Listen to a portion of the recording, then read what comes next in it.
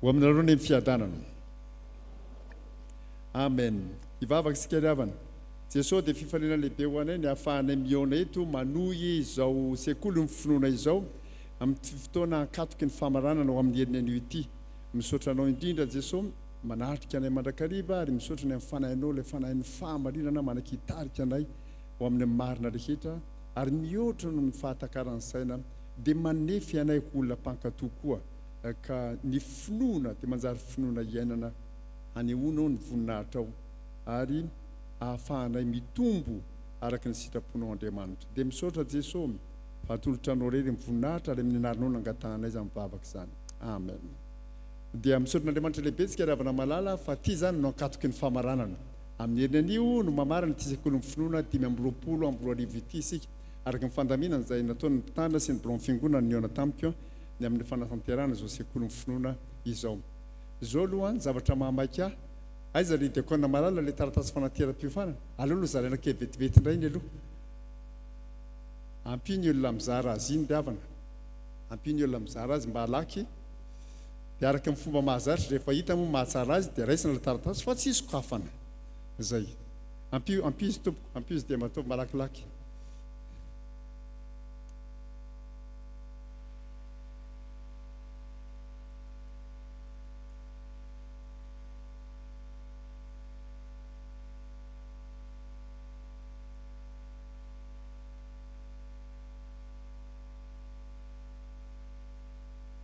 izy avy mbola tsy nahazo atsingany an-tanana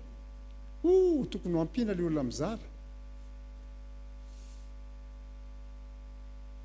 tokony isy olona mihitsy mizara le amin'ny ilany anankiray ry avako fa taraiky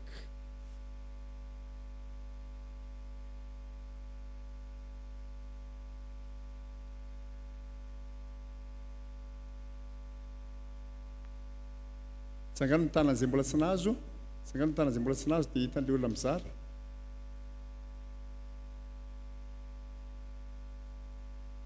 dia mba hanatery koa aty a za koa mbola tsy nahazo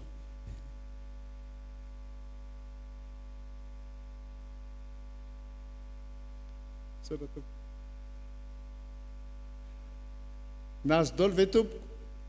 entoko sokafy ary ty tsy mila 10 minitra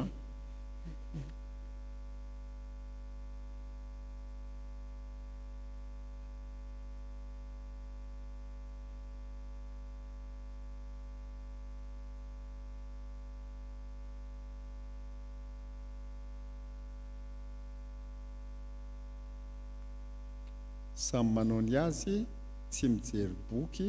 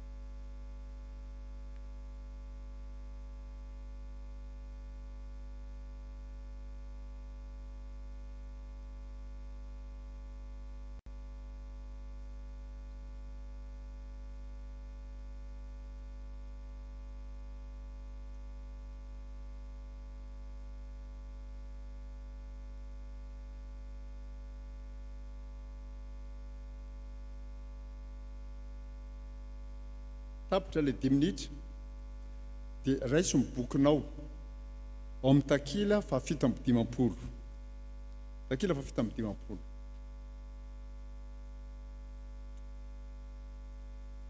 fantanina telo ihany moa zany ty riavana malala inona avy no atao hoe mitombo amin'ny finoana dia le akely maharitra hita ve le bokinareo aloha e takila fa 7:50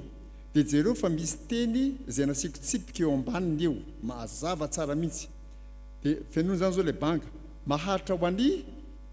Kristy na Jesosy zay nataonao tsisy bedy na misy aza ny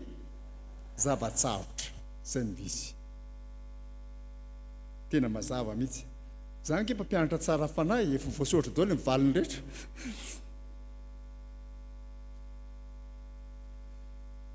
fa io mazava e tsara l'izy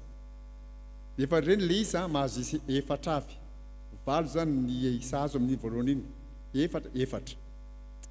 bikely dia avadio indray le bokinareo le avako amin'ny takila fa 7:50 faharoa inona ny dikany hoe mitombo amin'ny finoana mazoto amin'ny asa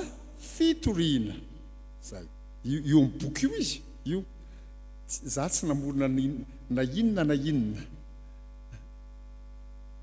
dia mahazo isa efatra koa ianao efa isa 12 zay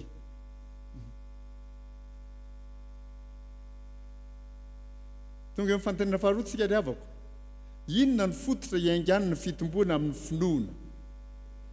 tenin'Andriamanitra misaotra tompoko eo amin'ny takila fa 7:50 rehefa nandray ny tenin'Andriamanitra zay nitorianay ianareo tenin'Andriamanitra dia ny tenin'Andriamanitra zay miaso anatinareo zay mino koa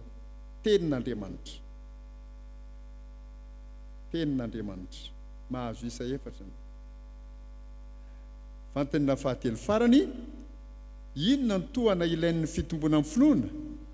vavaka jereo amin'ny takila fa 90 soratra ngezabe matavy ery ambonindry sora baventy manontolo vavaka zay mba maromaro kosa angamba nazo isa 20 androany ataovy mifanambarana isanareo ary ravako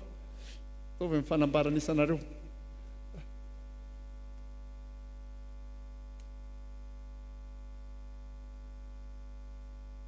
vita iza nazo isa 20 mba tsakana tanany wow saotra ny tompo lehibe fa tena tsara zay zavatra fototra zany riavana malala zavatra fototra eo amin'ny fitomboana amin'ny finoana zay dia tehirizy tsara iny zany a fa zava-dehibe ny nahatsirovana azy ho iaho hoe ny zavatra tsy tadidy tsy hay iainana araka nabaraka teo am-piandohany riavana malala dia tia ny fotoana mielon'ny farany ionantsika amin'ny herinan'io zany ny famaranana dia nivorokely zay satria ny antso aho hoe izy nareo re mba afaka miaraka amiko mba nao saina miara-mihevitra atao ohatran'ny brokely dia nisy olona vitsivitsy zany dia enina miainaka zay niaraka mivory teo mba mitsangana kely hoe nareo 10 miainaka anatinaty olona any ireo zareo hitsangana eny ambaravarana mas riarindriny ny rahalahy anankiray dia reto zany zareo ato ireo isy olona firy moa zareo 10 ndao hitsangana eny ambaravarana eny zareo matsy amin'ny eny mazotoena tompo dia misaotra anareo dia rehefa ndresaka zay riavana malala zao namarana antsika ity sekoly ny finoana 5:20 ity ny zavatra lehibe indrindra dia ny hoe ny tenin'Andriamanitra ianao dia ny tombo amin'ny finoana ianao tsy zay ny izy raha ohatra ka mitovy amin'ny diranao teto ny voanao teto dia tena fahatyantoka ray lavaka mihitsy fa tokony marina rabaka teny amin'ny olona rehetra tonga teto mba tsy tahaka ny diranay teto ivoahana eto dia ahoana ary no andrefesana an'izay zao no izy ravana marala angataka anareo aho zany a hanao entomody amin'ity herinandro ity enonareo tsara makay ianao any an-tranony ataovy zay mba ahitanao taratasy anakay ohatran'ity akatra moa no ilazan'ny vazaha azy ohatran'ity daholo ny taratasy ampiasaina mahita venareo ry havako ty tompoko ny taratasy ampiasaina dia rehefa azonao le taratasy dia mba asio tsipika ato ao amin'ny akavanana zany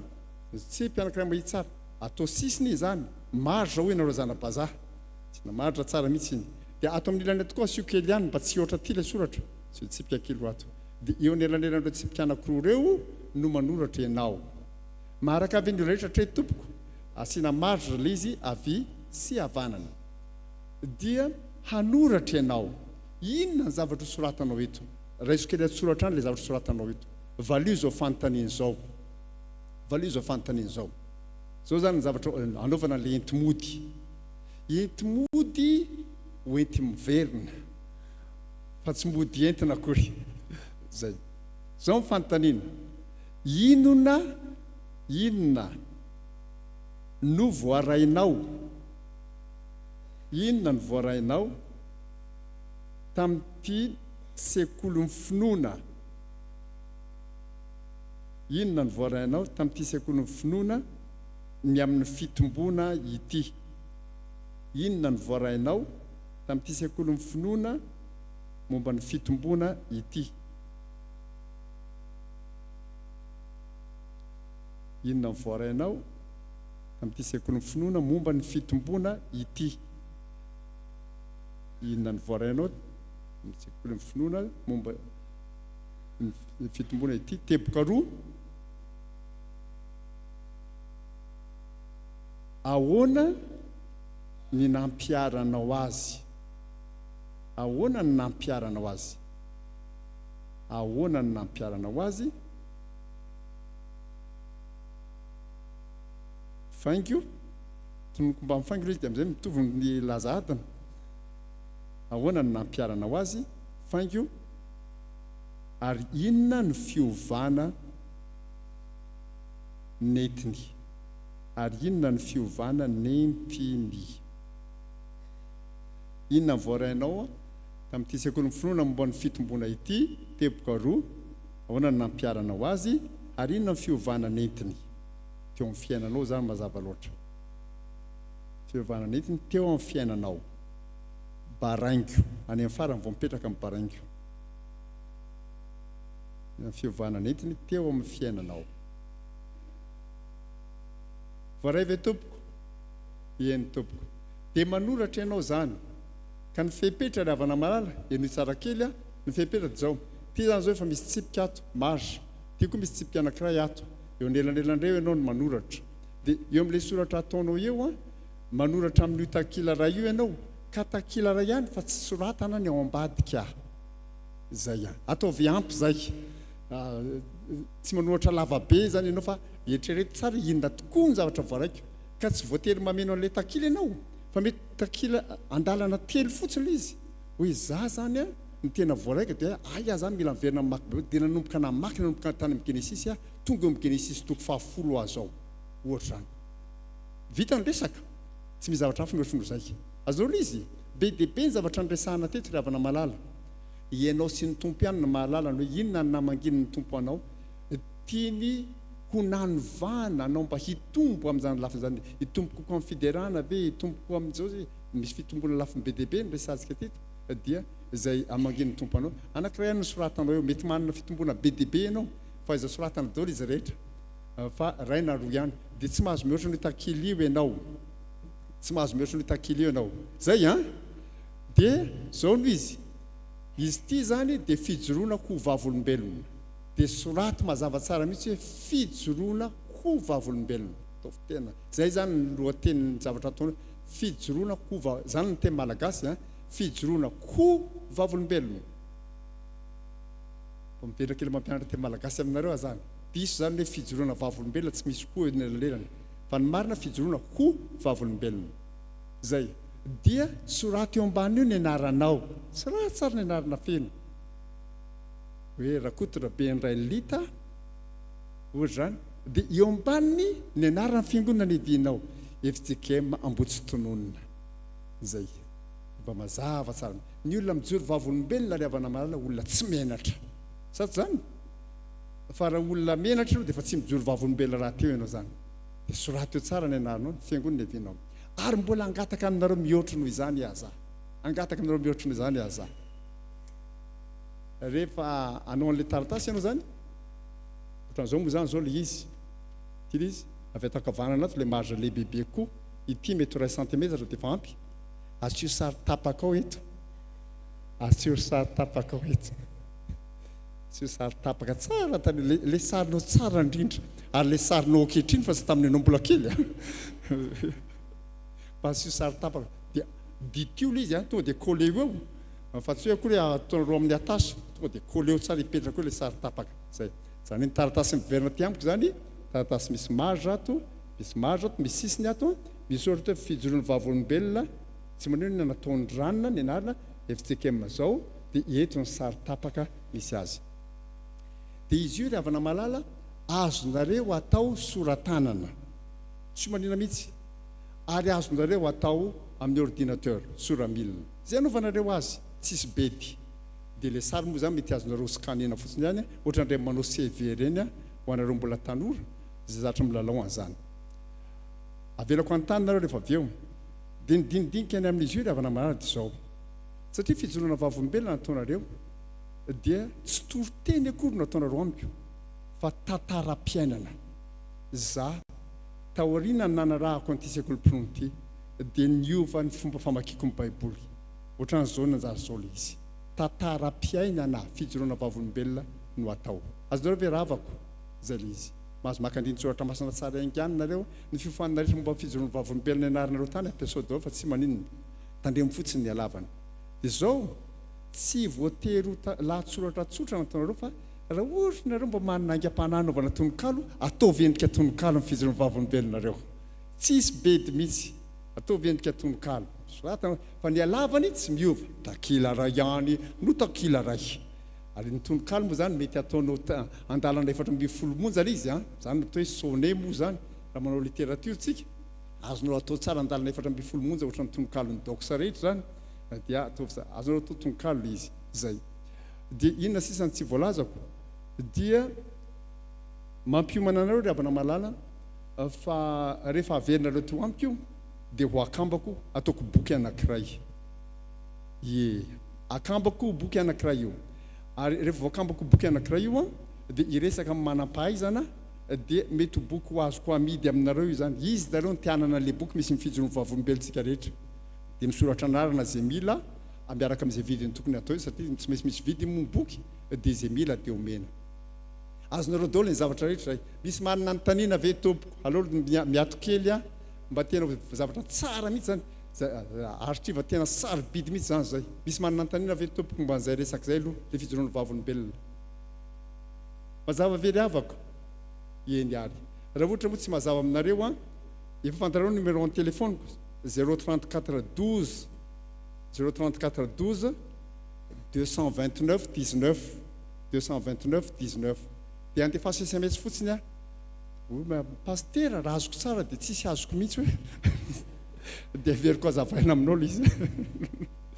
zay aleo lavitra ianao manontanytra zay tonga ty le izy manao inona ary tiana atao ranony ity zay ry havako eny tompo zay ny voalohany fa zao koa ry havana malala ny zavatra lehibe amin'ny fijoroana vavolombelona ry havana dia tsy ianao mizara amin'ny hafa fotsiny fa ianao koa mifampizara amin'ny hafa ary mba iriny zany manao hoe rehefa misy zavatra atao mba misy zavatra mitoetra sy maharitra fa tsy zavatra mandalo akory zay mantsy ny faniriany Jesosy rehefa nifidy ny mpianatra izy dia zao ny tenin Jesosy manao hoe tsy ianareo no nifidy ahy fa izany no nifidy anareo ka nanendry anareo mba handeha sy hamoa ary mba hahareta ny vokatrareo mba omeny ray anareo zay trangatanareo amin'ny anarako na inona Jesosy zany ry havana malala rehefa miasa dia mila vokatra maharitra izy le fijoroana vavolombelona ny fanoratana fotsiny ny zavatra namangin'ny tompony fiainanao natrynyty sekoly ny finoana ity dia efa vokatra maharitra ry havana malala ary iny vokatra ino avoakako boky koa efa niteny fa tsisy hoe zany navoaka ny prastely any efa niteny avoaka koa efa niteny zay izy ianao zany matoa mamerina lizy aty amiko dia efa manome lalana hoe azo avoaka ty pastera ifanarahana zay zany fitsipy-daloantsika mianakavy raha ohatra ianao zany mieritreritra hoe mazava trotran'izao tsy tiako hivoaka mihitsy dia le tsy tianao avoaka aza soratana fa le iverinao fa azo avoaka no soraty satria mety misy zavatra namangin'ny tompo anao tsy azo avoaka dia azo soratana fa le azo avoaka soratana azony olona rehetra ve tompoko zany te malagasy resako zany eny tompo dia zao no izy hanomantsika mianakavy fifanakalozana fanomezana sady hitako fotoana ny krismasy koa mantsitsika zao dia mba miomantsika zany miaina ny krismasy dia anao fifanakalozana fanomezana tsika ry havana malala ka ny fehiperatra zao fotsiny ihany le fanomezana homaninao a dia mba tsy sakafo zay tsy hoe biscuit dia no na dia tsy mivoaka mahamasina koa dia laniko mba tsy sakafo tsy zavatra mety ho lany le izy fa zavatra zay ataonao hoany zay le izy dia manomana ianao dia hoy nareo hoe ohatrinona ny tombam-bidiny tsisy zay homaninao fotsiny mety ny olona sasany a anomana fanomezana na ronjato ariary ny sasany anomana fanomezana ray alina ariary tsisy bedy samy manomana zay inin'ny fony ny tenin'Andriamanitra ianao manonjary fotoan'izao dia hoy ny olona sasany rehefa miresaka fanakozana fanomezana hoe finosona sa tsy finosona finosy raha tianao finosona finosy tsy tianao finosona aza finosona tianao finosona gazety finosy izany hoe dikany malalaka tsara ianao ny zava-dehibe zao manao hoe mitondra fanomezana ianao ka tsy sakafo tsy bonbon tsy biscuit tsy chocolat tsy gâteau fa tsy zavatra fihinana fotsiny fa zavatra hahatra ho tehirizin'ny olona zay hotolorana azy rehefa avy eo azonareo ve izy dia ny tombam-bidiny zay miresa amin'ny Jesosy hoe Jesosy ohatran'izy ilay ataoko ka io tsy hoe omena akory aloha hazavany resaka aloha fa fanomezana ifanakalozana le izy zay za koa zany hitondra dia zay azo dia azo zay zany misy zay daholo nga manjary tokony resahako dia rehefa entina le izy amin'ny heriny dia hitantsika eo olazaiko aminareo ny fomba izarana azy fa ajanoko surprise ho anareo ny fomba izarana azy ento fotsiny le izy rehefa tonga eto anao zany dia vimbina ny anatiny anao ny ity le fanomezana hoentiko misy manana fanontaniana ve tompoko mazava tsara eny any zay daholo zany ny fanomanantsika ny amin'ny heriny anio dia manantena fa ho fotoana tena mahafinaritra zany mba dia mody ianao mba mitondra fahatserovana tsara ny amin'izay namangin'Andriamanitra ny fiainanao tamin'ity sekoly ny finoana ity ny amin'ilay fijoroana vavolombelona le taratasy rehetra zany dia ho angoniny ely ambaravarana tsy iny akory ny billet d'entrée fa ho raisiny eny ambaravarana nefa inona ny ilana an'izy eny ambaravarana mampiomananareo aho zany fa rehefa voangona ny taratasy rehetra dia ho tonga ety le izy dia ho anaovaka tsara dia zay voaraiko eto avienao ranona satria misy nilarana hoe avienao rano mba vakio eto ty fijoroana vavolombelonao ty arakaraka ny fotoana io raha malalaka ny fotoana dia mety misy olona maromaro hamaky ny fijoroana vavolombelona raha ohatra ka tely ny fotoana mety olona ray sy roa fotsiny fefa mampiomananareo aho zany fa ataoko atsapaka indray ohatran'ilay anarana dia zay voaray ao mandroso ety mamaky ny fijoroana vavolombelona sy vatana vonona sa tsy vonona aiza ve dia kristiana kanosa ve ny hoe mitombo amin'ny finoana nefa kanosa mijoro vavolombelona dia gaga ianao zay mazava daholo ve tompoko dia ireo tompon'andraikitra nasaiko nitsangana teo zany no hitsangana eny ambaravarana handray an'ilay fijoroana vavolombelona ravana malala amin'ny heriny misy ary misy aty dia mifandaminana manaraka satria fotoana lehibe io famarana io ravana malala dia zao ny fandaminana ny toerana rehefa hiditra ito ianareo dia mba hipetraka tsy telotelo izay ny w misy moa zay fa hitako tsy telotelo tsara mihitsy zay dia mipetraka tsy telotelo w ray olona telo dia ry olona telo reo ravana malala mba tsy olona ray fiangonana zay mba tsy olona ray fianakaviana dia zay mivady ihany na zay telo mianaka ihany na zay telo mianadara ny trano ihany mba miara mipetraka tsy telotelo ka olona samihafa daholo ny anankiray avy eto Tsimbamasina ny anankiray avy any Ambody Fiakarana ny anankiray avy any Mahitsy ohatra zany fa tsy hoe Ambody Fiakarana ray trano no na Tsimbamasina ray trano dia zay mba olona samihafa telo dia le tompon'andraikitra hitsena anareo ny ambaravarana ampahatsiaro manao mipetraka tsy telotelo tompoko tsy ray fiangonana tsy ray trano ary tsy mpinamana be koa ngamba namako be any namako fa alao mba olona samihafa hanam-potoantsika tsy nagiarana mivavaka dia alao mba olona samihafa no miara mivavaka sa tsy mety zao nareo ataoko fa tena mety mihitsy zany hanam-potoantsika arana mivavaka tsara amarana ty sekoly ny finoana ty zay daholo ngamba ry havana malala ataoko fa tsisy adiniko akory nidinidinika nareo mpiara-miadinika zay daholo le resaka eny tompo ndahoany dia mitsotr'Andriamanitra ry havana malala afaka hiomana amin'izany famaranana mahafinaritra rantsika fa dia andolo hitsangana ary amerina lirany anarantsika teto hoe fa aoko pakatony teny ianareo le mpitendry any ambony any ve mahay an'izany hira zany le mpitendrika zay mahay dia mihira mafy zay tsy mahay mianatra mafy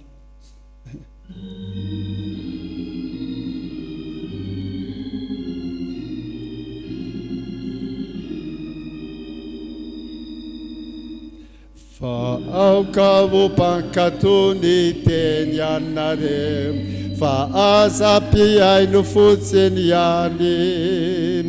ka mamitaka ny tenanareo aoka opankatony teny averina dia tao angakaingana fa aoka opankatony teny ianareo fa aza-piaino fotsiny ihany ka mamitaka ny tenanareo aoka opankatony teny dia mahazo toerana ary riavana malala takila fa 2 tsika izao 2 mitombo amin'inona mitombo amin'ny hafaliana sy ny tsimpo ny tenin'Andriamanitra ingatsika riavana malala dia ny Koritiana 4:5 Koritiana 4:5 eo ambany masonareo zany andao iarahantsika rehetra mamaky amin'ny anaran'i Jesosy manao hoe tamin'ny fahoriana be ny izahn-toetra azy no nitombony ny hafaliany ary ny hamafy ny fahantrany no nampitombo ny hareniny hitsimpony dia jereo tsara riavana hoe nitombony ny hafaliany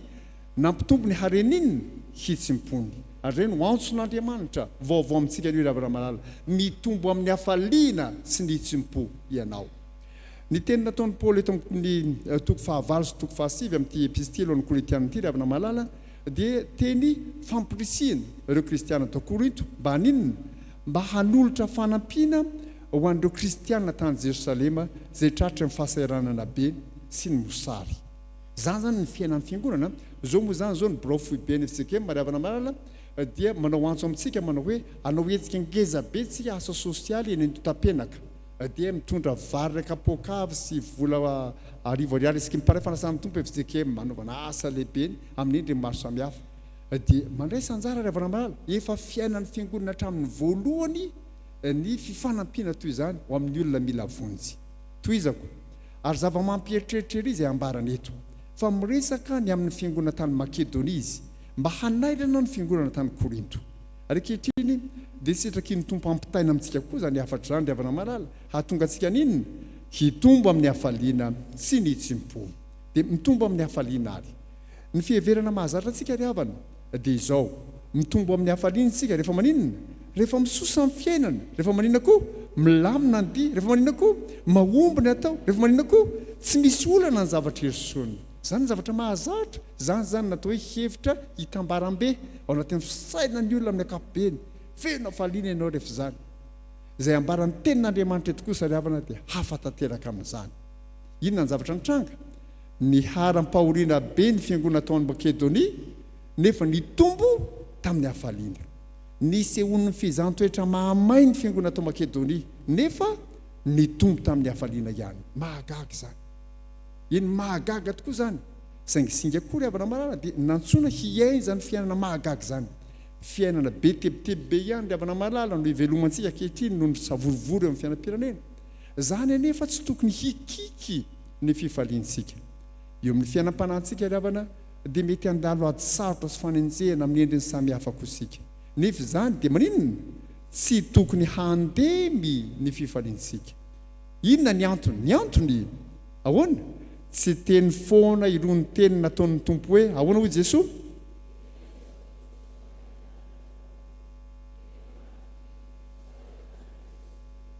ary tsy teny pokaty akory ny tenin'Andriamanitra nampitondrainy hoe ahoana hoy izy mba minoko hoe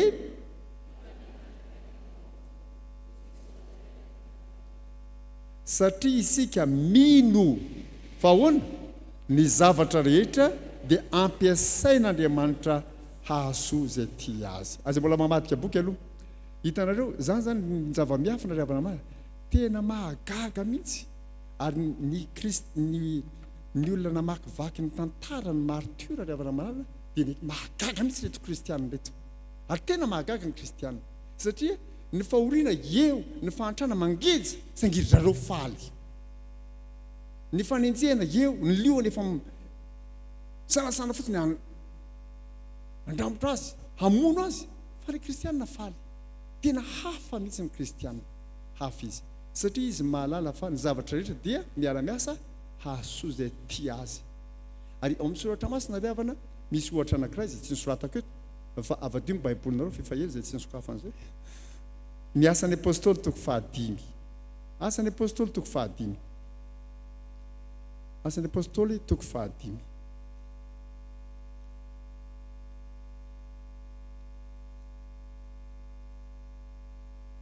ny tantara ny fiainan'ny apôstôly ilioka samborony ny apôstôly dia nampijaliana tany zareo asan'ny apôstôly toko fahadimy jereo ny andinina fa efapolo sy raiky amby efapolo dia miteny zany ny lehibe manao zao dia nanaiky azy izy dia andongo vakina miaraka ny efapolo sy raiky amby efapolo dia nanaiky azy izy ary rehefa niantso ny apôstôly izy dia nikapoka azy sady nandrara azy tsy hiteny amin'ny anaran'i Jesosy intsony ary dia nandefa azy andeha ary ireo dia niala teo anatrehan'ny Sinedriona sady nitomany mafy ay ve sady faly fa tsy hoe nitomany mafy ka voadaroka mafy fa naninona sady faly satria naninona satria natao mendrika hitondra fahafaham-baraka ho voninahitra ny anarana izany dia nangina very zareo tsia ahoana ny andiny faharoa amby efapolo ary tsy nitsahatra nampianatra sy nitory an' Jesosy Kristy isan'andro teo ankianjan'ny tempoly sy tao an-trano izy zany ry havana ny fiainana kristiana zany ny fiainana kristiana raha marina ny faneketsika an' Jesosy Kristy ho tompo sy mpamonjy ry havana malala zany ny fiainana kristiana mitombo amin'ny hafaliana ianao avadio amin'izay ny bokinareo iresaka amin'ny faharoa tsika izao inona ny faharoa mitombo amin'ny hitsim-po ny hevitry ny hoe hitsim-po eto ry havana malala dia inona fahalalahan-tanana fahalalan-tanana ary dia mifanena amin'ny fahagagana vaovao indray sika eto ny fiheverana mahazatra antsika mantsy dia izao ahoana ny fiheverana mahazatra mahantra ny olona kazy resahana didy sy resabola tsy zany resaka mate ny olona sahirana zao mba resahana didy ihany resahana bola ihany aza resahana zany ny olona fa sahirana zay ny fiheverantsika mahantra ny olona ka tsy manan-katolotra marina zany raha ny maha-olombelona antsika fotsiny jerena fa tonga hevi-diso tanteraka kosa zany rehefa ny mahampino sy ny mahafiangonana no mendanja ny pino tahaka ireo fiangonana atao Makedonia mantsy dia izao no mitondra azy andongo eo vakina mafy ny hamafy ny fahantrany no nampitombo ny hareny ny hitsim-pony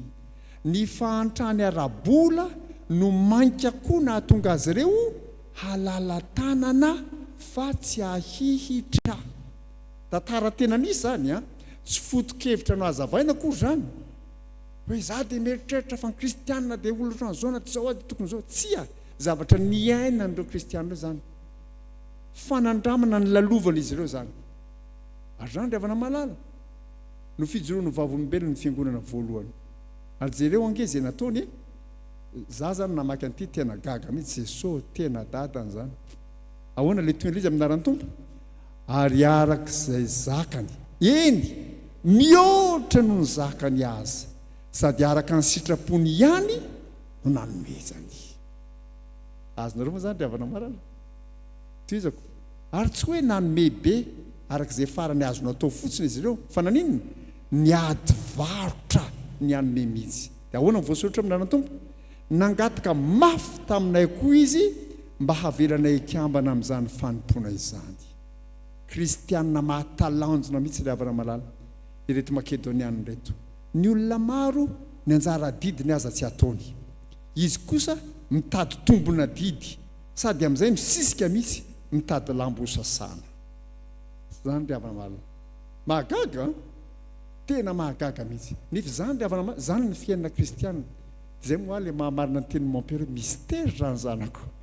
zany misy fa fahagagana entin'ny finoana kristianina fahagagana entin'ny Jesosy anatin'ny fiainana fahagagana entin'ny fanahy masina fahagagana entin'ny fahasoavana fahagagana entin'ny finoana marina ao anatin'ny olona zany ry havana malala ary zany milaza aminareo fa misy olona betsaka kristianina betsaka miaino ohatran'izany miaino ohatran'izany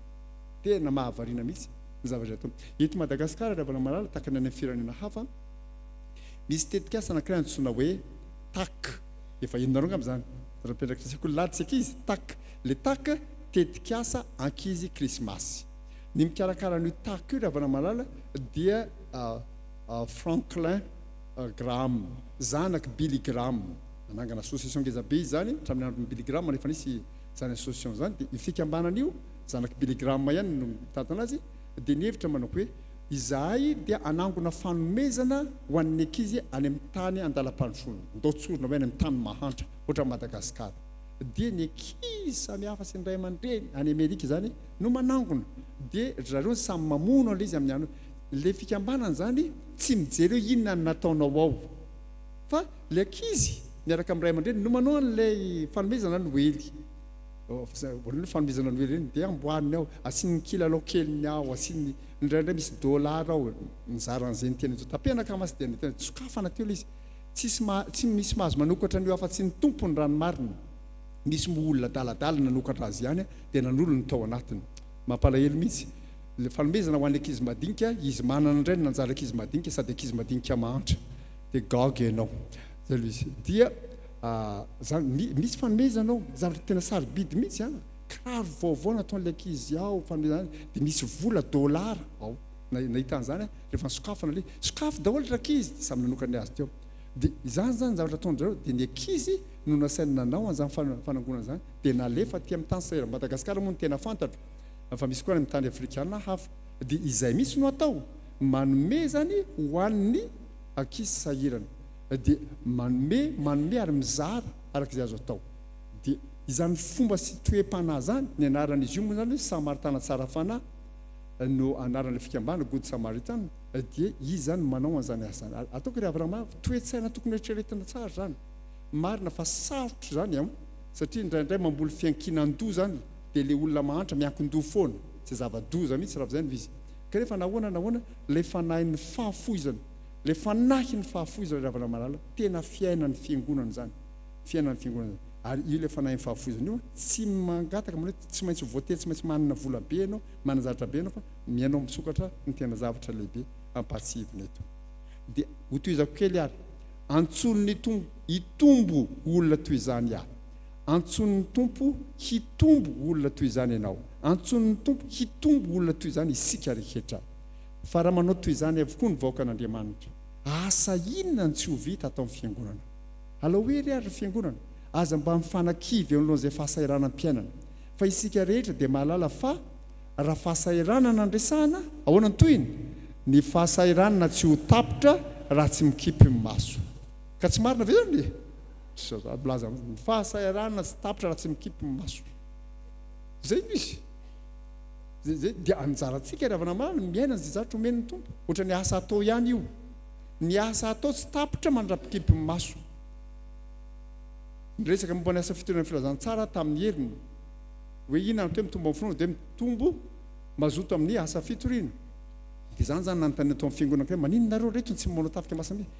ka ny raha raha atao am-piangonana za tsy tratra mamangy ary manano tsy vitany aiza koa mbola andehanana ny velany ihany dia hoe ilay mpanofana mariny zany riavana fa ivero izy ny fiainanareo atokantrano ivero ny fiainanao atokantrano raha ohatra ianao izy mieritreritra manao hoe ho tapitra daholo zay tokony ataoko atao trano fa andeha hivoaka ny trano tsy tafavoakao ianao za dia milaza an'izany aminao mihitsy fa ao an-trano ao misy foana hoe tokony fafako ry dia voafafa ny trano hoe le latabatra io koa maloto hoe ary ry misy trano kala hoe ary le lamba maloto azy tsy ohatran'izao hoe ary le bozaka tsy mizaridainako hoe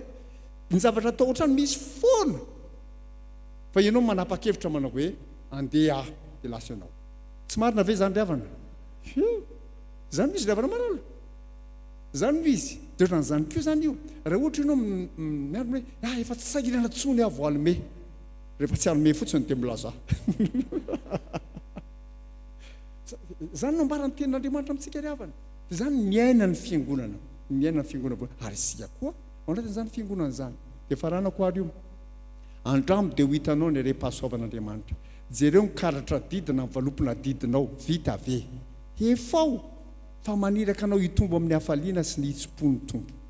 misy olona sasany dia manana ny karatry ny mpandray moa zany ny fiangonana betsaka dia jereo tena olona zaza ty madio tsisy petina misy le karaha eritao dia fomba hifarana ihany nytaona dia mba iverenjerena mariny dia misy valopy zaraina anatin'ny fiangonana tena gaga mihitsy zaraina le valopy raisin'le kristianina le valopy fa tsy averin'le kristianina le valopy vao nanatrika fotoana za moa zany mandeha betsaka mihitsy za zany mbola andeha foana raha mbola omen'ny tompoany ery andehanana zay manontany maniny ianao présidente tonga aty za ho atonga rehefa atsona matoa tsy tonga nareo zany tsy niantso fa za mandeha foana nidialoko amin'ny heritaona zany zao ngamba alahady 5 na enina sisany tsy feno fa feno ny aladiko rehetra fa mandeha raha mbola omen'ny tompo ery dia mandeha fa rehefa mandehandeha mahita raha zany izy nandeha ry tamin'ny lahady teo sa tamin'ny sabotsy saroko tsony fa nandeha dia hoy le ay alady ny ray aman-dreny nitoby le izy hoy le pasteur Paneta ry havana malala misaotran'Andriamanitra ny amintsika rehetra efa namerina ny valopy izy zany manomba tombony fa milaza aminareo fa 10,000 ny valopinay 10,000 za zany manombana le ny veriny io angamba raha be indrindra 7,7 very satso akoatra ny tambavy zavatra mampieritreritra zany zareo ny alady ny sekoly lady ny lady faharoan'ny desambra mizara valopy ny sekoly lady ny valopy zareo ny sekoly lady 10,000 ny averin'le mpiangona 200 dia ataonydra reo inona ny trano fa ataony fibatambolany sa ataony inony mitaonanareo ary avana eritreritra an'izany amin'izao fahamarina ny tenin'Andriamanitra zao za zany dia nanjary nitaiza amin'ny fiangonana entiko taondrona mihitsy manao hoe zao no izy za tsy ampizara valopy mielotsony any trano satria asaiko ateriny déconne any le valopy 10,000 nefa miverina rehefa aveo 200 tsy atsasany akory tsy mandany vola amin'izay valopy tsy eo ampiasainareo ao fa zao no izy dia tonga eto isika ny lahady efa ampiomanitsika amin'ny lahady zao avy zao tompoko alahady ny sekoly lahady hery moa zany lahady faharoan'ny desambra ka dia anao fanampiana ny sekoly lahady sika valopy ny sekoly lahady dia samy miomana ny trano any samy miomana tsara rehefa tonga ny lahady dia miteny amin'ny fiangonana tonga ty tompoko le lahady ny sekoly lahady efa nampiomaniny sika iza no niomana tompoko ka vonina ndray valopy dia anisy an'le nomaniny anatin'ny valopy dia amerina le valopy zao dia mitsangana le olona vonina tsy mitsangana daholo ny ray fiangonana fa le olona tena vonina no mitsangana raha misy olona 100 mitsangana io dia valopy 100 mitsangana no voazara valopy 100 miverina ny anay azo atao zany dia ny valopy moa zany zay zany tsy nisairina ntsony na nisy soratra hoe alady ny sekoly tsy nisy fa ny valopy rehetra nasiana tampon amin'ny fiangonana fotsiny dia iny azo ampiasaina vokivoky manga iny mety dorokasy mety satria eo ny zarena dia eo dia miverina eo ny zarena dia raha tianao asianao anarana asio anarana fa tsisy bedy zay misy anarana dia tehirizin'ilay sampana zay tsisy anarana ampiasaina indray amin'ny aladiny VFL na amin'ny aladiny fifoazana manaraka diso ve nitaiza amin'ny fiangonana amin'izany tsy fantatro fa anjarana anareo vaoaka kristianina mieritreritra lavana maninona ndraisina le valopy nefa ianao tsy vonana me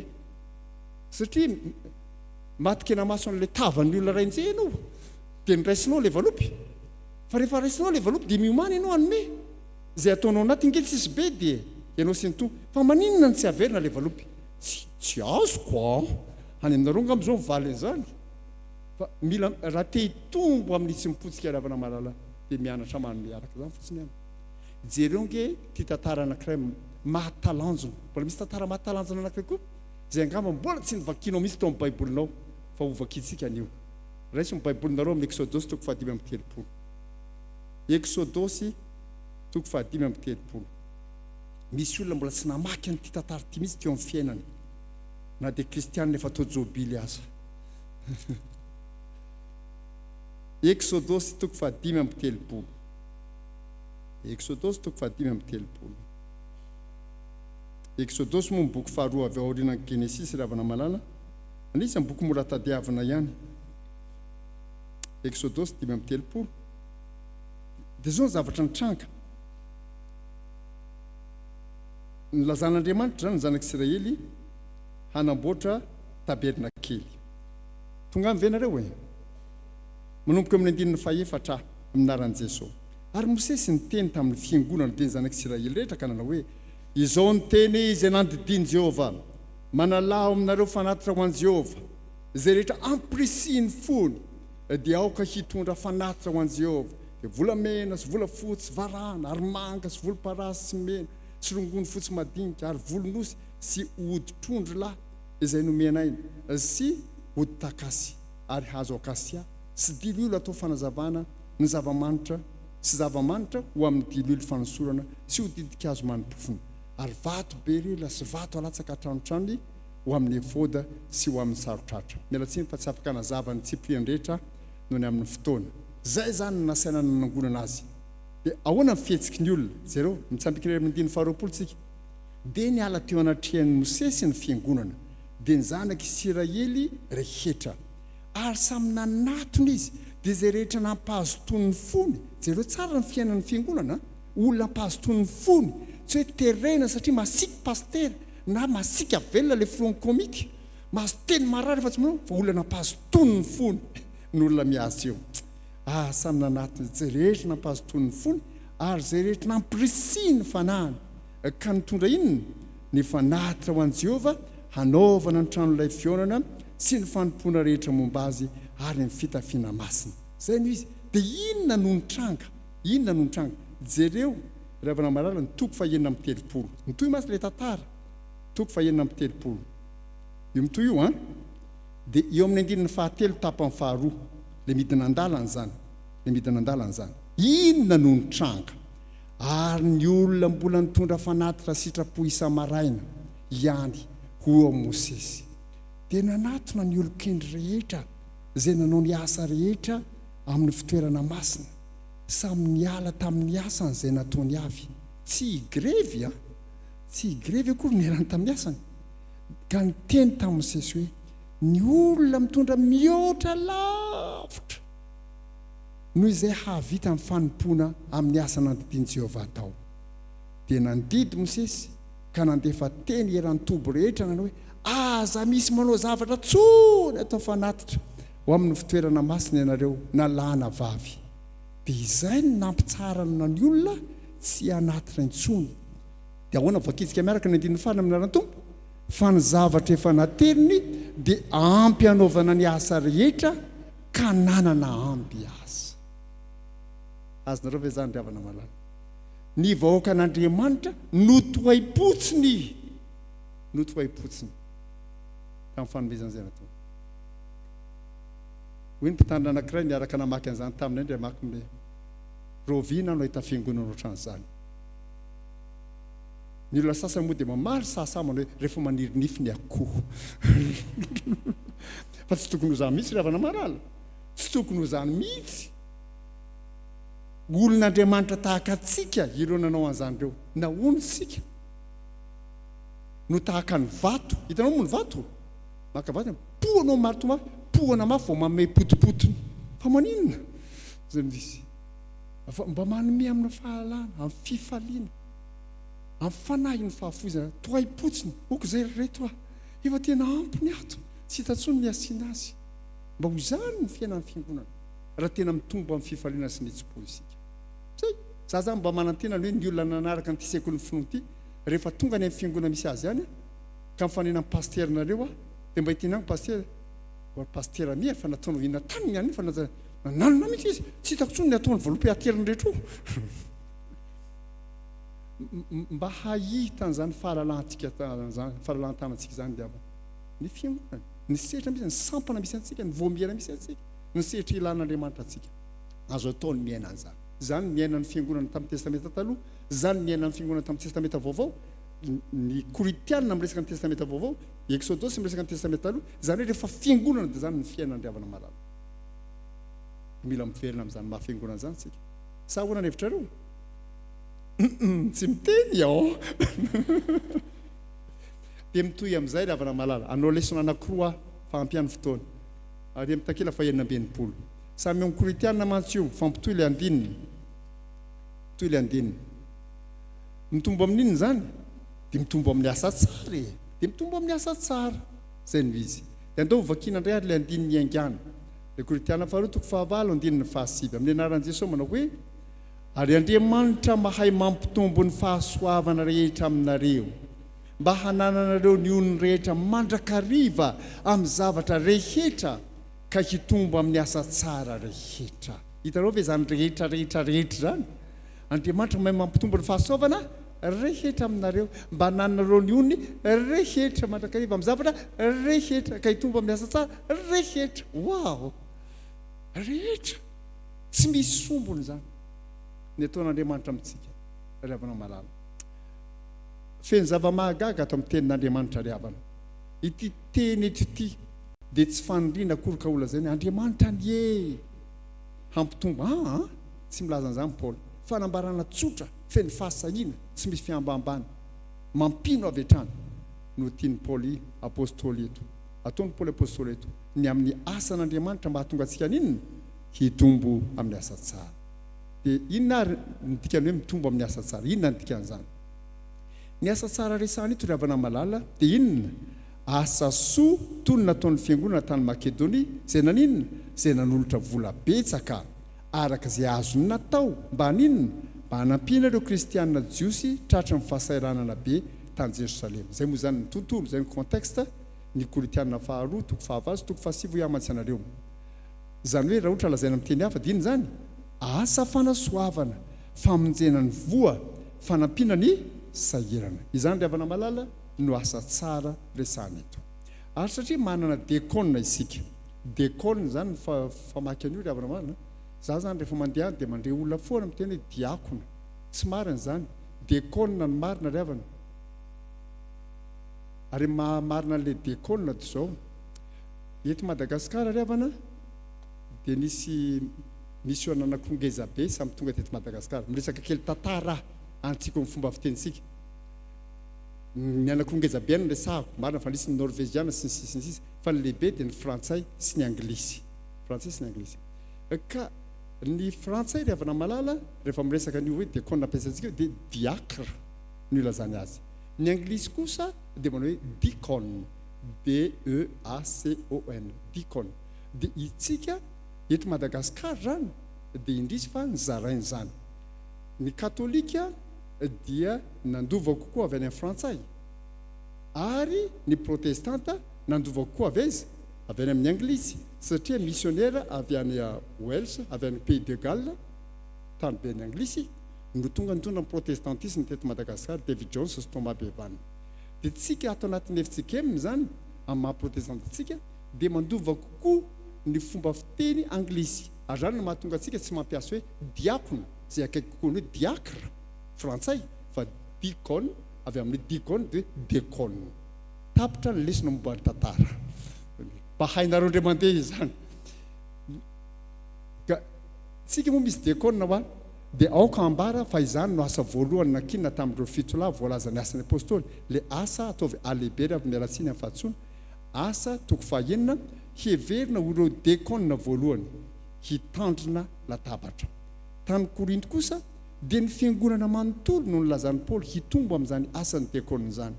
satria ny fiangonana manontolo no nantsoina hanompo an'Andriamanitra amin'inona amin'ny fitiavanamana koa ny hoe mitombo amin'ny asa tsara dia ny maninona miha malala tanana mihina koa ny toyny ny miha mahafoy tena sy fananana ho an'ny hafa raha lazaina amin'ny fomba hafa dia miha mahatakatra sy miroso amin'ny toetra velona ho an'ny hafa zany izy raha velona ho an'ny hafa fa tsy velona ho an'ny tena akory tsika hoe tena mampieritreritra mihitsy efa ndresaka taminareo ngamba zany fa tsy mampanina manao teny heverina hoe Paul fa mahatsarnareo zany namaky boky momba ny toe-tsain'olombelona psykôlôjia rehefa vatika amin'ny teny malagasy zany le izy dia zao izy manao hoe ny olombelona dia tena lalina mihitsy fa tena voasotra ny anatiny mihitsy ny hoe manangona ho azy foana dia tsika reto tamin'ny voateraka dia nitomany daholy ary raha tsy mitomany dia mena tamaina kely hitomany mendrasasy fa rehefa mitomanitsika nefa dia nitomanitsika dia zao hoe oa dia mbaraky ny olona efa lehibe efa 30 taona 50 taona tsy mahalala mihitsy ho an'ny hafa fa dia oa ihany ary nge mahasimba ny fiarahamonina zay mahasimba ny fiangonana oa ihany ny oa ihany dia rehefa tsy mahazo oa dia tsy tiako ny hafa zany izy ary za mifaly mihitsy mampianatra ny zavatra rantony hoe ny tenin'Andriamanitra kely ndaoretsika ho velona ho an'ny hafa ary tsy ampinanoratako ny zavatra rehetra moa ny voataty amin'ny finoana kristiana rehefa mijery an'i Jesosy amin'ny hazo fijaliana angenao hoe raha mijery an Jesosy amin'ny hazo fijaliana ho aniza ny nahafatesany Jesosy amin'ny hazo fijaliana misy katekômène zay moa zany ny teny hoe manino misy nantany ina moa nahafatesany Jesosy to dia namary ny adalany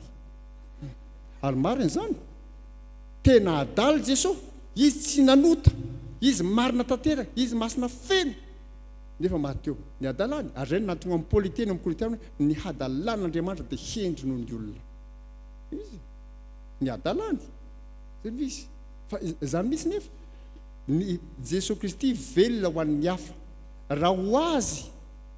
tsy nidina teto an-tany izy raha ho azy tsy nakany an-tranon'omby izy raha ho azy tsy nisy ny antonokony antonana teo amin'ny hazo fijaliana tsisy ho azy na kely azy fa tiantoka raha lavaka ho azy natongavany teto an-tany sy ny nahafatesana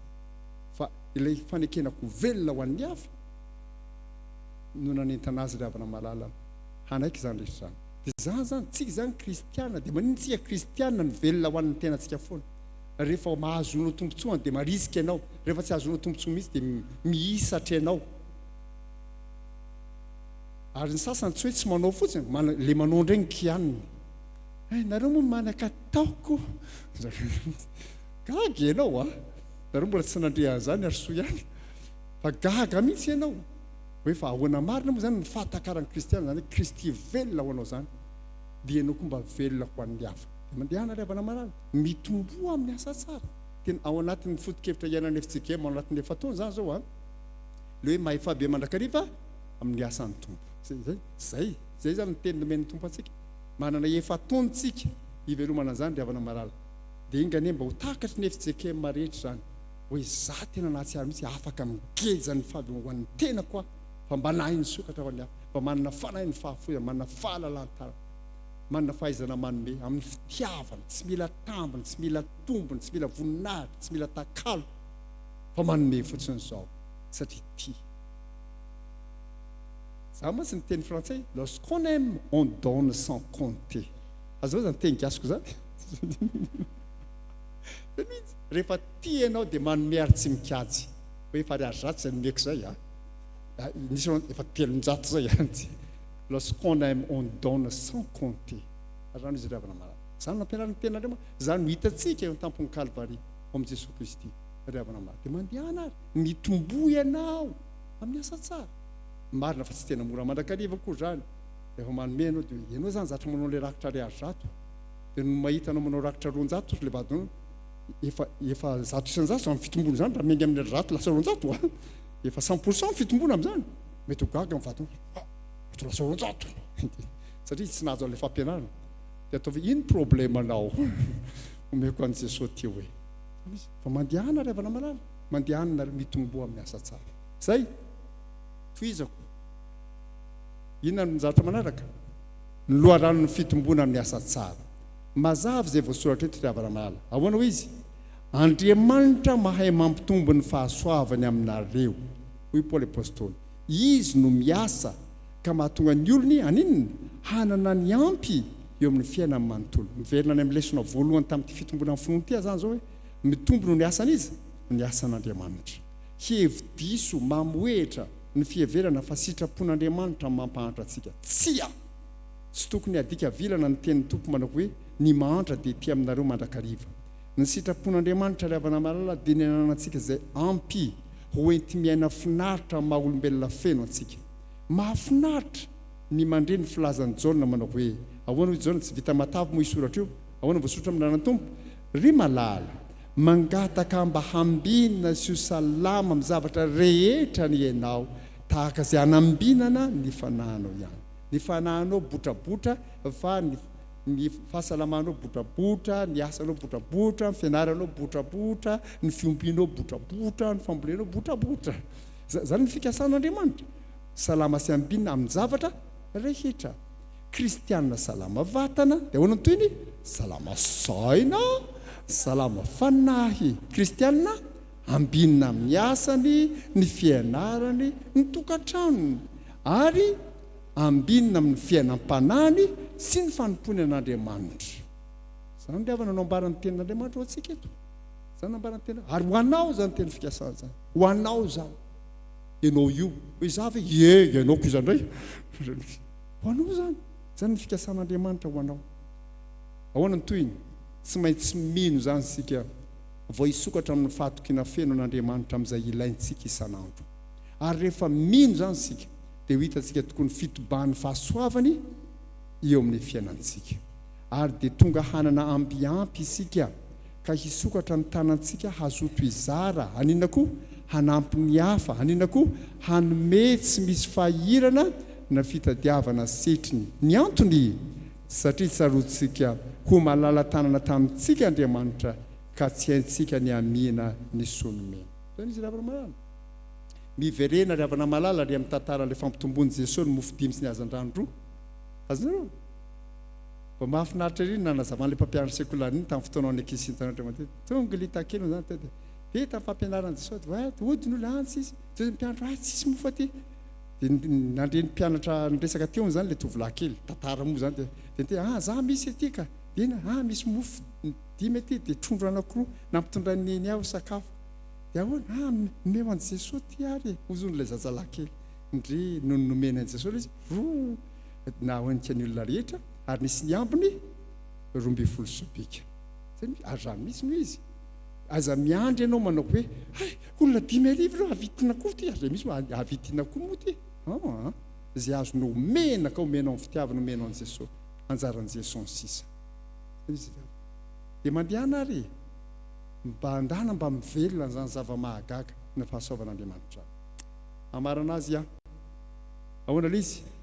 ny fepetra ny fitomboana amin'ny asa tsara. Misy fepetra mantsy izy io ravana malala. Andao vakina miaraka nge ny fepetra dia tokana mianatra manome amin'ny fifaliana amin'izay eo an-tanana ankehitriny. Zay ilay izy mianatra manome amin'ny fifaliana amin'izay eo an-tanana ankehitriny. Aza miandry mihitsy ianao hoe za kosa hanome aloha rehefa tafakatra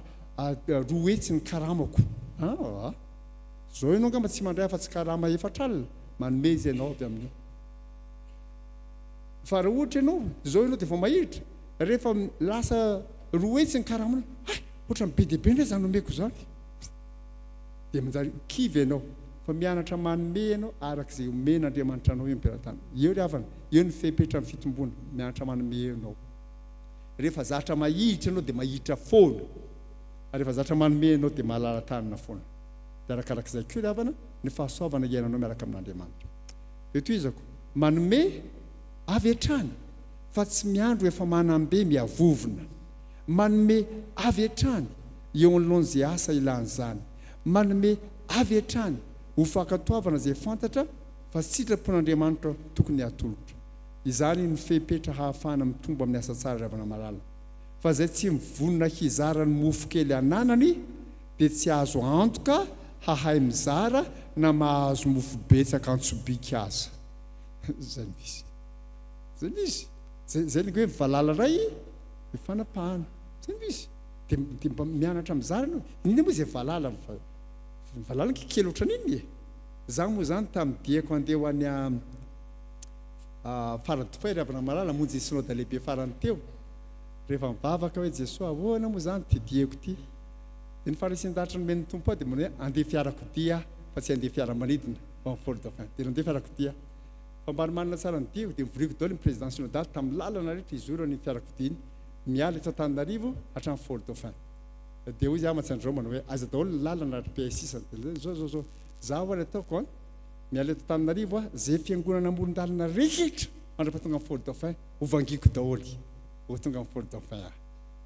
Nanomboka teo Benjy moa zany ny fiangonana akaiky indrindra dia mipiry kely tao Benjy zay niakatra kely tao tao manodidina dia efa nalaminay amin'ny raha lavo zany miaraka tamin'ny président synodal ny hoe amin'ny 12 tsika tonga eto Benjy ny lalana makery Tsotany ny lalana Tsasakata dia lazaina zao zany amin'ny 12 amin'ny 12 sasany mamangy eto Benjy amin'ny 12 sasany miala eto amin'ny 12 zany tika tonga Tsotany dia nikajina vitanay kajy manta tsara hatramin'izay. Ary faly milaza aminao ry havana malala fa nahavangy fiangonana 370 nianga eto Antananarivo hatramin'ny Fort Dauphin. Fifaliana tsisy ohatran'izany. Inona moa no mahatonga amin'ny tantaran'izany? Tonga tamin'ny tanàna anankiray dia bara ny mponina tao. Dia faly zao dia ara-mivavaka teo zay. Président izy efa tonga eto ianao mba miaraka misakafo aminay kosa aloha e. ahoana ho fa tsy voaja le fotoana kenao le efa matitetika le fotoana voaja foana io fa andao e dia nahita andreo niditra tao amin'le efitrano anankiray tsy madio tsara ny lambanana tao dia niditra izay dia nipetraka dia natao ny vavaka inona nareo mangahazo zany ny fihinan-jareo dia inona nampiarana amin'le mangahazo valala miresaka le valala raha ifanapahana dia natsa valala le valala rehefa indreo mano tsara za aloha tena nakafe ary misaotran'andriamanitra fa za koa nahazaka fa nisy ny mpiara-dia tamiko koa nararo-kibo zay fa tena valala tsisy fanafody moa zany fa dia efa misy toizana valala dia valala no hoaninao miaraka amin'ny mangahazo wow tena mahafinaritra mahafinaritra zany ianao zany mieritreritra moa izy inona moa zay valala fa ndreo andao président mba miaraka misakafo aminao dia miazy mihinana le valala ray fanapahana tsy voatery hanina zavatra betsaka ianao vao afaka mizara fa afaka mizara n'izay anananao zay zany nampahasivina eo manome avy hatrany fa tsy miandry anambe akory zay dia toizako nisy soratra matavina nataoko hoe ravana marala andonge mba iarana mamaky ahoana lay izy ny fahaizana manome mantsy tsy ao amin'ny zavatra ananana akory fa ao amin'ny fo sy saina entan'ny mpitiavana zay nge le izy io fahaizana manome io ravana marala tsy eo amin'le zavatra ananana ary zany tsy eo amin'ny zavatra ananana ahoana moa io zany tsy eo koa rehefa manana be ianao dia mahay mizara ho azy za misy olona manana vola be fa mahiditra matsiravina zara fa manome dia tan'izany za nampianatra teny amin'ny université Antananarivo dia tany amin'ny fiangonana anankiray nalehako misy mpiasa teny amin'ny université dia mifakalala moa zay dia le pasteur tamiko fantatra hoe mpiasa eny Akatso iny eny hoa hitako eniko za mampianatra io dia hitako hoe mifakahiteny zay dia jereny seho izy le pasteur jereny le boky nadidy le mpivarotra anao tanàna manome ariary sy ariary efatra tamin'izany fotoana efa ela be zany tantara zany le olona miasa eny Akatso tsy manome na ariary aza mandavataona zany io ka le fahafahana le fanome zany tsy miankina amin'ny anananao io ao anatin'ny sainao sy ny fonao io rehefa ny sainao sy ny fonao no feno ny fitiavan'Andriamanitra manome foana ianao fa rehefa tsy zany io na manana volerany trano azy ianao mamoaka ariary zato ianao marary ianao ry mamoaka le ariary zato iny zay misy nefa le volerany trano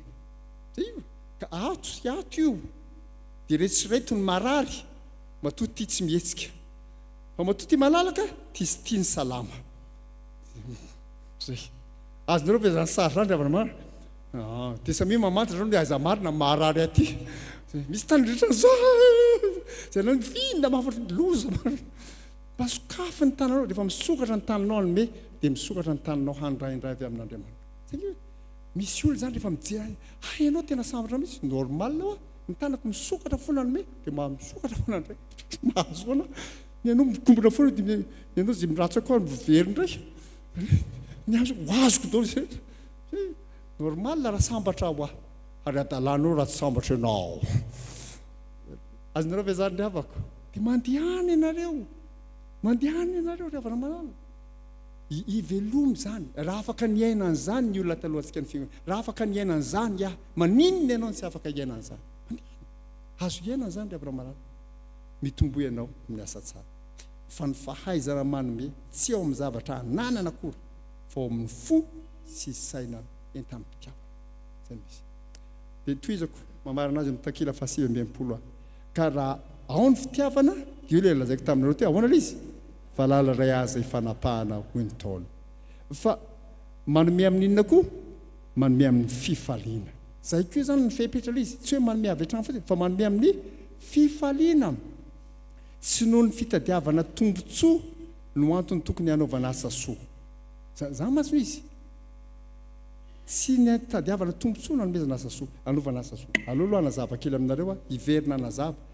tsaroko efa niresaka an'izany raha tsy diso raha mbola tsy nresaka dia lazaiko izao mila mitanana tsarantsika ho rehefa mamakytsika ny teny eo amin'ny Malaki toko fahatelo manao hoe aterinareo ny fahafolokarena dia hitanareo fa sokafako ny lanitra dia androtsaka fitahiana manana ambiampo anareo dia misy olona zany manao teny vilana tanteraka mihitsy hoe domo tapany andoherany Andriamanitra misy ateriny fahafolokarena dia andray tsy zany akory tsy ady varotra akory nataontsika amin'Andriamanitra. Andriamanitra za koa tsy efa nandony fahafolo karenaka maninona mbola tsy nahazo katikatra ihany. Tsisy an'izany io zany mantsy nitoriana indraindray ny ambony pilipitra sasany. Tsy zany mihitsy. Raha manome tsika ravana malalo n'Andriamanitra sy ny hafa mila vonjy tena tsisy ambadika mihitsy hoe manomea fa ho hitako hoe nataon'Andriamanitra rehefa avy eo. Raha vizay no ambadiky ny sainao aza manome fa iza moa Andriamanitra nitakiny hoe Andriamanitra efa vitako iny tantero amin'izay ny anjaranao. Iza moa ianao afaka hitaky an'izany amin'Andriamanitra? Ny azy ny zanany lahatokana azy efa nomeny anao. Iny problemanao? Mbola hitaky inona amin'indray? Azonareo moa zany aretim-ponoana zany tena voizina be mihitsy anatin'ny fiarahamonina zany indrindra rehefa mampianatra amin'ny fahafolo-karena ny olona sasany. Ataovy efa ho hitanao fa hiakatra ho azy ny karamanao, omeny patronao anao azy anano zao, hitanao fa le olona tompotrosa azy tena aminao tsy aza alotsony iny sisy. Tsy ny fanantenana ny trosanao ihany no hanomezanao an Jesosy. Tsy ny fanantenana ny karamanao isonitra no hanomezanao an Jesosy. Raha vao manantena an'izany ianao aza manome fotsiny zao.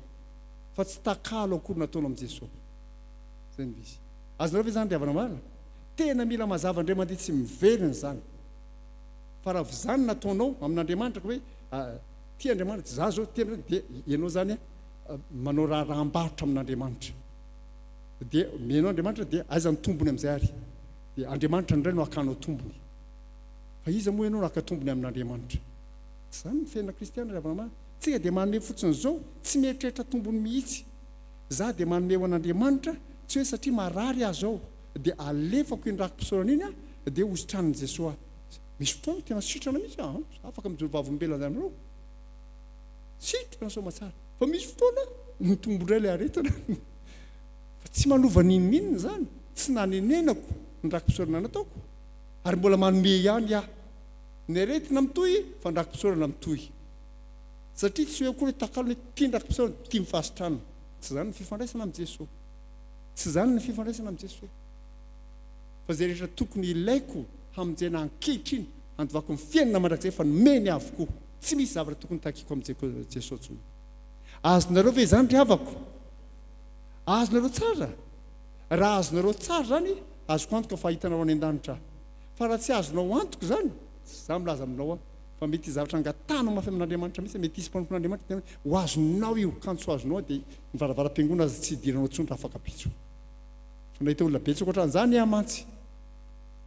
Dia zay no izy manome tsika ary manome tsy mieritreritra mihitsy zay sehitriny natakalony na avy amin'ny olona na avy amin'Andriamanitra. Andriamanitra manome fa zao ny tenin'i Jesosy ka tsao aloha ny fanjakan'Andriamanitra sy ny fahamarinana dia